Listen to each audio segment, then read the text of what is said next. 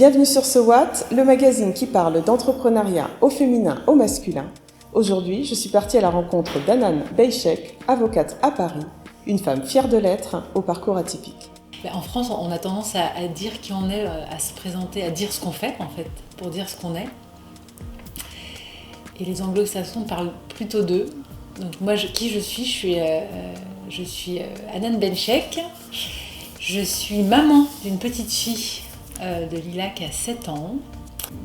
Je suis française d'origine marocaine, parce que mes parents viennent du Maroc, du sud du Maroc.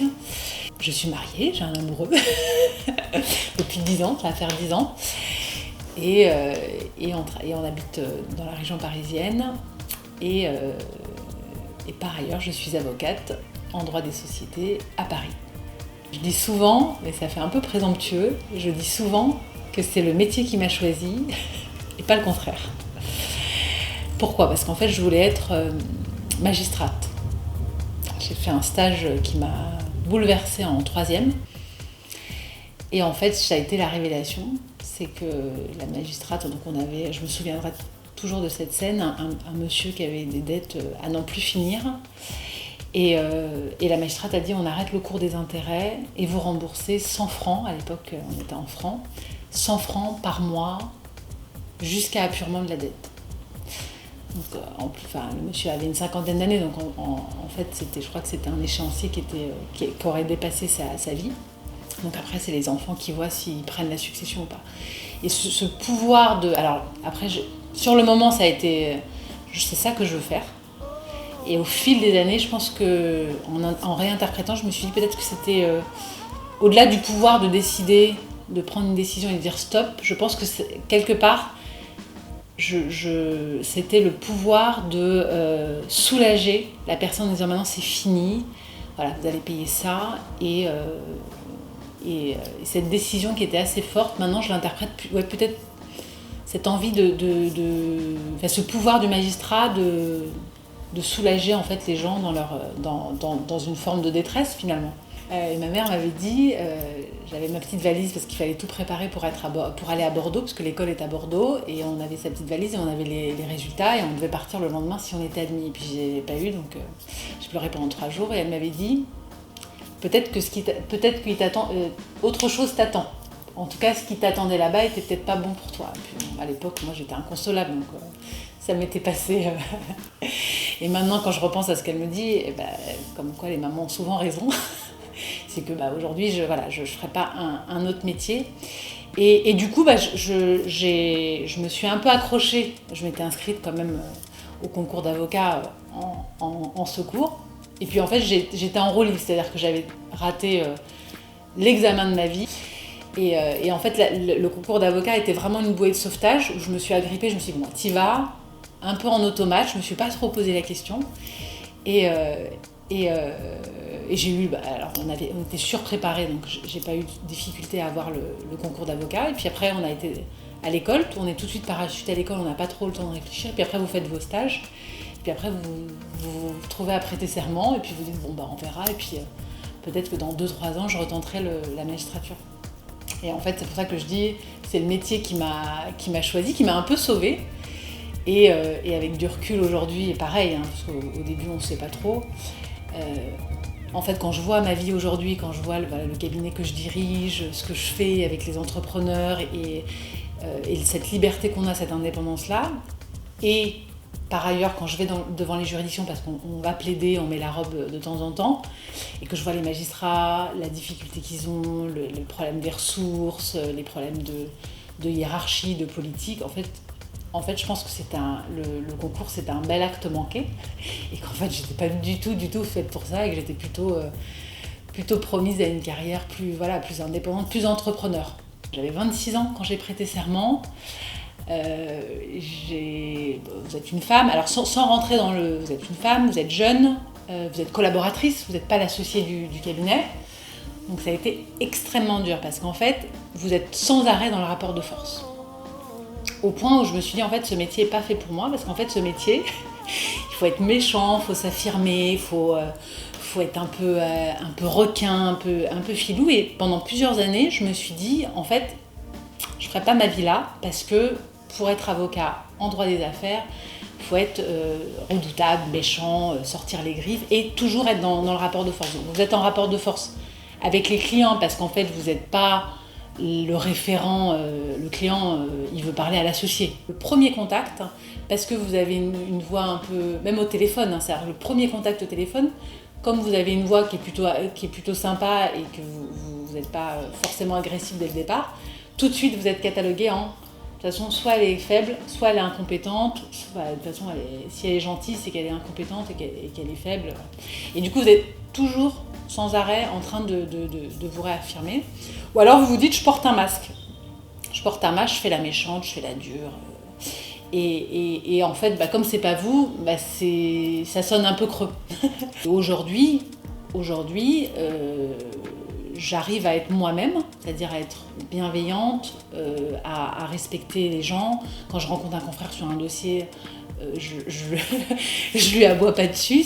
En revanche, s'il m'aboie dessus dès le départ, là je pose les choses, je remets les choses en perspective en disant voilà, nous déjà on n'est pas en contentieux, on est plutôt confrères, c'est pour ça qu'on parle de confraternité. Nos clients ont peut-être un litige, mais nous on ne va pas s'aboyer dessus dès le départ. Gentil veut pas dire idiot, gentil veut pas dire faible. C'est juste qu'on peut travailler sereinement, sans forcément être toujours dans un rapport de force et arriver à construire des choses un peu plus pérennes, justement parce on se centre plus sur les besoins des parties, surtout quand il faut aller à la guerre, on va à la guerre. Parfois il n'y a pas d'alternative, la personne ne veut pas. Mais quand vous êtes sur un terrain un peu plus de médiation, où vous essayez de trouver un accord, là on va plus se concentrer sur les besoins, parce que c'est ce qui va faire que l'accord va être plus pérenne que si on vous l'impose, ou si vous êtes dans un rapport de force où vous voulez absolument, vous êtes en position forte, donc forcément le contrat ou l'accord va être en votre faveur. Je pense qu'il faut qu'il y ait des réseaux de femmes et des réseaux d'hommes et des réseaux mixtes. Parce que finalement on a des préoccupations communes et aussi par exemple, Bouge ta boîte, on se retrouve pas à 7h du matin comme dans certains BNI, on se retrouve plutôt entre midi et 2 le vendredi, et on se retrouve pas pendant les vacances scolaires. Parce que statistiquement, c'est les mamans qui emmènent les enfants le matin, donc être dans un réseau, une réunion à 7h, 7h30 du matin, c'est plus compliqué. Le faire toutes les semaines, c'est plus compliqué. Surtout, je pense qu'il y a ce que disait la fondatrice du réseau Bouge ta boîte, c'est qu'il y a 43% des femmes entrepreneuses en France qui gagnent moins de 1 500 €. Nous, dans le réseau, il y a des filles qui ne savent pas ce que c'est qu'un business plan. Le fait de n'avoir que des femmes, ça permet pas de rattraper ce retard, mais en tout cas de se livrer à cet exercice-là sans avoir honte, de manière plus naturelle. Et c'est vrai qu'il y a une bienveillance. Alors ça peut être aussi une des craintes aussi, un des écueils, c'est que ça peut devenir une réunion de crêpage de chignon, mais c'est pas le cas. Et c'est vrai que du coup, on apprend de tout. Il y a des bougeuses qui sont très fortes dans la force de vente. Nous, par exemple, profession libérale, c'est pas forcément quelque chose qu'on a appris à l'école. Il y en a qui sont très fortes dans le management. Donc il y a vraiment une sorte de mentoring, c'est-à-dire qu'on partage de l'expérience, et même si on ne vient pas du même métier, on peut s'aider et partager du savoir-faire, de l'expérience pendant ces réunions. Quand on vous dit « citez-moi une femme inspirante », à part Michelle Obama, c'est compliqué. Quand on vous dit « citez-moi un homme inspirant », là vous avez une liste très longue. Donc je pense qu'il faut qu'il y ait plus de rôle modèle de femmes, que les femmes soient plus visibles dans les médias. Moi j'ai regretté pendant le confinement les unes des Échos, du Parisien, et pourtant ça a été dénoncé, mais ça a recommencé. Quand sur CNews vous avez une émission sur le féminisme pendant le confinement, et que sur le plateau, il n'y a pas une seule femme, si ce n'est la présentatrice, ça pose un problème. Comme on est en période de crise, les réflexes reviennent. Donc il y a eu des statistiques, alors c'est pareil, hein, c'est pas pour être dans la victimisation, mais il y avait, je crois, 73% des femmes qui s'occupaient des tâches ménagères pendant le confinement. Nous, on en a discuté pendant les réunions Bouge ta boîte, où il y a eu des réflexes un peu ancestraux qui sont revenus de t'as un conf call, mais moi aussi j'ai un conf call, mais donc c'est moi qui vais faire le conf call et toi tu vas t'occuper des enfants, mais pourquoi moi je sacrifierais ma réunion et toi tu ferais la tienne. Donc il y a eu des réflexes un peu, et puis des femmes aussi qui se sont dit bon bah ma place peut-être qu'elle est à faire la classe des enfants, et en même temps il y a des couples qui ont réussi à alterner, à aménager, et donc c'est possible, c'est tout à fait possible. Et je pense que ces gens-là doivent communiquer, partager leur expérience pour montrer que c'est possible, et pour en fait faire la peau dure, enfin casser un peu, enfin couper casser le cou à ces réflexes qui ont la dent dure en tout cas. Je pense qu'il y a des choses qui bougent, et en faveur des femmes et en faveur des gens de manière... on a remis l'humain, je pense, on est en train de remettre l'humain au centre des choses. Je pense qu'il faut mettre dans l'esprit de nos enfants l'idée qu'il y a une vraie égalité, et aujourd'hui malheureusement encore des générations qui sont nées en 2010, 2013, quand vous discutez encore avec les enfants, il y a encore cette comparaison de moi je suis une fille, je sais courir moins vite, je suis un peu moins forte, les garçons sont plus malins, etc., etc. Et on est en CP, CE1, donc ça veut dire que déjà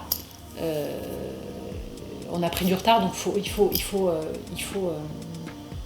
insuffler dans les mentalités des enfants qu'il n'y a pas de différence. Je m'accorde le droit de pas être parfaite, et je pense que ça c'est une vraie accepter qu'on n'est pas parfaite, et qu'on n'est pas, c'est vrai, je suis pas à 4h30 devant l'école à aller chercher ma fille tous les soirs, mais par contre je me suis accordé le temps le vendredi. Alors avant le confinement, j'ai décidé qu'à 4h30 le vendredi, quoi qu'il arrive, j'étais devant l'école avec ma fille, et juste de voir le sourire qu'elle a parce que je suis là, c'est juste énorme.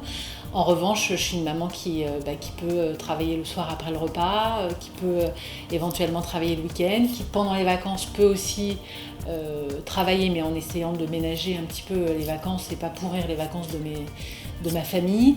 Donc oui, puis je prends du temps pour moi, j'adore ce que je fais, j'adore diriger ce cabinet.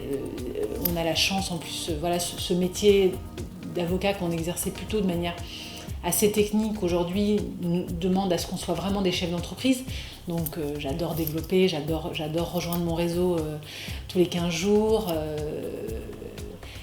aider les collaborateurs à s'épanouir, à s'accomplir, essayer de les aider à avancer et à travailler en équipe. Donc oui, je suis assez heureuse. Ça se voit, non ? J'espère que cet entretien vous a plu. N'hésitez pas à le regarder, le re-regarder sur Ligne 68 sur YouTube. À très bientôt.